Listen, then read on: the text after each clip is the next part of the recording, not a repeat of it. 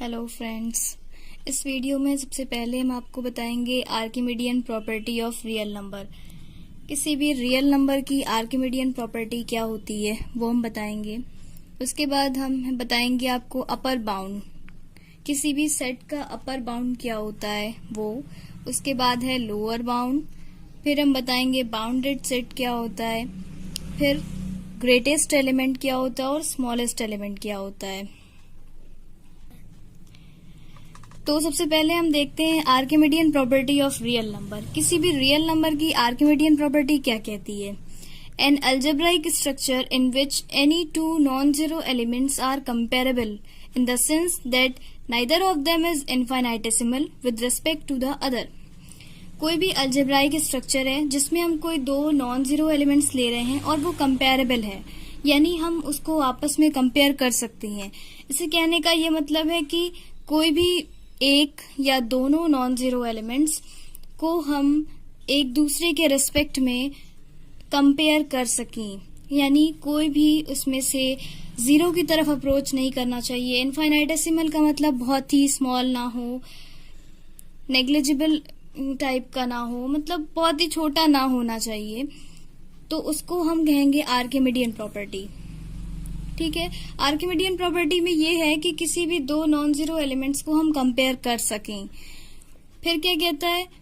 A structure which has a pair of non zero elements, one of which is infinitesimal with respect to the other, is said to be non Archimedean.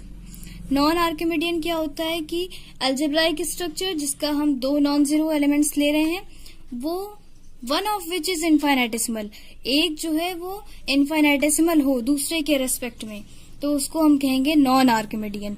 ये basic difference है Archimedean और non Archimedean के बीच में। उसके बाद Archimedean property होती क्या है? If x and y are two positive real numbers, then there exists a positive integer n greater than 0 such that nx is greater than y. Archimedean property ये कहती है कि अगर x और y कोई दो पॉजिटिव रियल नंबर्स हैं तो कम से कम देयर एग्जिस्ट, कम से कम एक पॉजिटिव इंटीजर n मिल जाए जो 0 से बड़ा हो, such that nx is greater than y। इस कंडीशन को होल्ड करे तो वो कहलाती है आर्किमिडियन प्रॉपर्टी। ठीक है, इसके बाद आता है अपर बाउंड। अपर बाउंड, किसी भी सेट का अपर बाउंड क्या होता है? Let a is a non empty subset of r, then m belongs to R is said to be an upper bound of A if and only if A belongs to A implies A is less than or equals to M। यहाँ पे कह रहा है कि A कोई non empty subset है R का, मतलब कि A कोई नॉन एम्प्टी है और ये R का सबसेट है।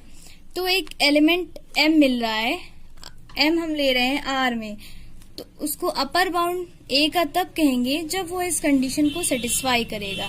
यानी हम कोई सेट ले रहे हैं, कोई एलिमेंट ले रहे हैं ए सेट से, हमने ए मान लिया। ये क्या इम्प्लाई करेगा कि इस सेट का जो एलिमेंट हमने लिया वो लेस देन और इक्वल टू कैपिटल एम के हो। कैपिटल एम कहाँ का एलिमेंट है? आर का एलिमेंट है। तो ये कंडीशन जब होल्ड करेगा तो वो अपर बाउंड हो जाएगा। जैसे हम एक एग्जाम्पल ले लें इसका,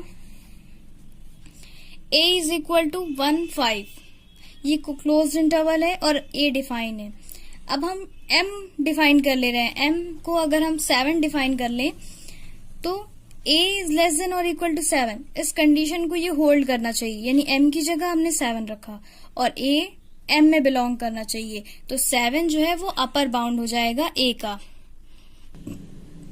लोअर बाउंड, लोअर बाउंड क्या होता है? Let a is a non empty subset of r, a कोई नॉन एम्प्टी सबसेट है r का, then small m belongs to r। Upper bound में हमने कैपिटल M माना था, यहाँ पे स्मॉल m मान रहे हैं। Small m belongs to r is said to be lower bound if and only if m is less than और equals to a for all a belongs to a। अगर इस कंडीशन को satisfy करेगा तो वो लोअर बाउंड होगा। यानी यहाँ पे कह रहा है कि A जो है वो नॉन एम्प्टी है और A जो है वो सबसेट है R का, तो कोई एक ऐसा स्मॉल m हमको मिल जाए जो लेस देन और इक्वल टू A हो, और A कहाँ का एलिमेंट है? कैपिटल A का। ठीक है, अगर इस कंडीशन को सेटिस्फाई करता है तो वो लोअर बाउंड कहलाता है। जैसे एक एग्जांपल है a is equal to close interval 1-5, तो इसका लोअर बाउंड क्या हो जाएगा, 1 हो जाएगा। इसमें सबसे छोटा एलिमेंट जो है वो लेते हैं, तो लोअर बाउंड जो है वो 1 हो जाएगा। उसके बाद है bounded set. A non-empty subset A of R is called bounded set if it is bounded below and bounded above.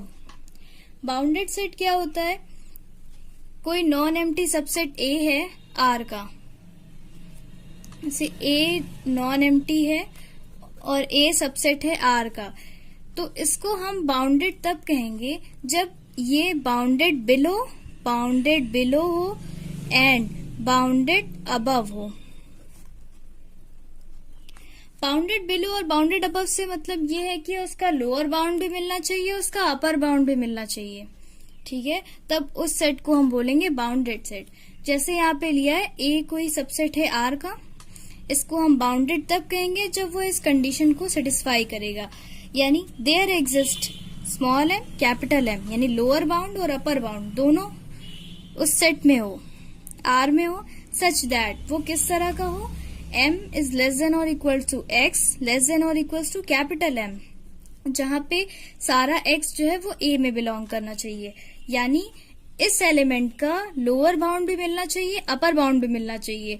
जब ये दोनों बाउंड मिलेगा तभी हम उस सेट को कहेंगे बाउंडेड सेट। अगर एक भी नहीं मिला, अगर एक मिल गया और एक नहीं मिला, फिर भी हम उसको बाउंडेड सेट नहीं बोलेंगे, ठीक है। बाउंडेड सेट का एग्जाम्पल ले लें अगर हम, जैसे हम मान ले A है set of all even number between 1 and 100, 1 और 100 के बीच में सारे इवन नंबर का सेट है, ठीक है। तो स्मॉल m यहाँ पे क्या हो जाएगा, 1 लोअर बाउंड, ये ऐसे बनेगा 1 और 100, तो स्मॉल m 1 हो गया, कैपिटल M 100 हो गया, ठीक है। तो कोई भी हम एलिमेंट x लें, उसका हमें लोअर बाउंड भी मिल रहा है और अपर बाउंड भी मिल रहा है, तो ये सेट x क्या होगा, बाउंडेड, ठीक है। ये बाउंडेड सेट की डेफिनेशन हो गई। उसके बाद आता है greatest element. If an upper bound of a set belongs to the set then it is called greatest element of the set. अगर कोई अपर बाउंड, सेट का अपर बाउंड अगर उस सेट में बिलोंग करता है, सेट का अपर बाउंड लिया, अगर वो उस सेट में बिलोंग कर रहा है तो उसको कहेंगे हम ग्रेटेस्ट एलिमेंट, सेट का ग्रेटेस्ट एलिमेंट। जैसे हम एग्जांपल ले रहे हैं 0 और 2, 0 पे ओपन इंटरवल है, 2 पे क्लोज्ड इंटरवल है, तो 2 क्या हो जाएगा, ग्रेटेस्ट एलिमेंट, यानी इस सेट का अपर बाउंड और वो उस सेट में भी बिलोंग करना चाहिए, तो ये ग्रेटेस्ट एलिमेंट हो गया यहाँ पे 2। जैसे हम इसका एक और एग्जांपल ले लें, s is equal to 1/n such that n belongs to set of natural number. इसमें ग्रेटेस्ट एलिमेंट क्या होगा, 1 होगा, 1 is the greatest element of s। 1 greatest element इसलिए भी होगा क्योंकि 1 जो है वो अपर बाउंड है और 1 ही जो है वो इस सेट में बिलोंग करेगा, ठीक है। अब आता है smallest element. If a lower bound of a set belongs to the set then it is called smallest element of the set. अगर उस सेट का लोअर बाउंड हम ले रहे हैं, वो उस सेट में बिलोंग कर रहा है, जिस सेट की बात की जा रही है उस सेट में बिलोंग कर रहा है, तो वो उसको कहेंगे smallest element of the set, set का स्मॉलेस्ट एलिमेंट। एग्जाम्पल इसका है s इज इक्वल टू 2, 3, दोनों क्लोज इंटरवल है, तो इसमें जो है 2 जो है वो लीस्ट एलिमेंट हो जाएगा, यानी स्मॉलेस्ट एलिमेंट हो जाएगा, क्योंकि 2 जो है वो लोअर बाउंड भी है, ये लोअर बाउंड है, 2 जो है वो लोअर बाउंड है और 2 इस सेट में बिलोंग भी कर रहा है, क्योंकि यहाँ पे क्लोज इंटरवल लगा हुआ है, तो 2 इस सेट में बिलोंग भी करेगा, 2 इस सेट का लोअर बाउंड भी होगा, तो 2 जो है वहां पे स्मॉलेस्ट एलिमेंट हो जाएगा। जैसे एक और एग्जांपल ले लें, अगर t is equal to 1/n such that n belongs to set of natural number union 0, ये कोई सेट हमने लिया 1/n such that n belongs to set of natural number union 0। ठीक है, इस सेट का हमको बताना है लोअर बाउंड, तो लोअर बाउंड इस सेट का हो जाएगा 0। 0 लोअर बाउंड होगा और वो 0 इस सेट में बिलोंग भी करेगा, क्योंकि इसमें यूनियन 0 लगा दिया गया है इसलिए 0 भी आ जाएगा। तो 0 इज द स्मॉलेस्ट एलिमेंट। तो ये हो गया स्मॉलेस्ट एलिमेंट। Thank you.